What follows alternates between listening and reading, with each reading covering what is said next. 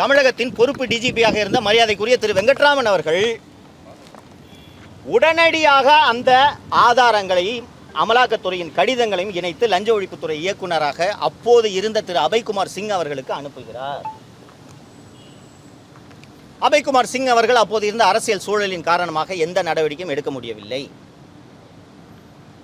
இந்த நேரத்தில் இந்த வழக்கில் சிறை செல்ல இருக்கிற எனது அருமை நண்பர் திரு கே நேரு அவர்களுக்கு அமலாக்கத்துறையிடம் என்னதான் ஆதாரங்கள் இருக்கிறது என்பதை எப்படியாவது தெரிந்து கொள்ள வேண்டும் என்று கடும் முனைப்பில் ஈடுபடுகிறார்.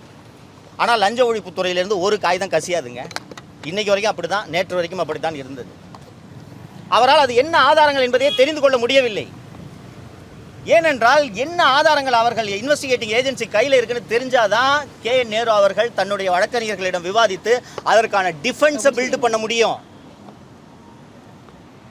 திரு அருண் அவர்கள் அமலாக்கத்துறை அனுப்பியிருந்த அந்த ஆயிரக்கணக்கான பக்கங்கள் கொண்ட ஆதாரங்களை மொத்தமாக ஒரு நகல் எடுத்து கே நேரு அவர்களிடம் ஒப்படைத்திருக்கிறார் என்று எனக்கு லஞ்ச ஒழிப்புத்துறையிலிருந்து தகவல் வந்திருக்கிறது.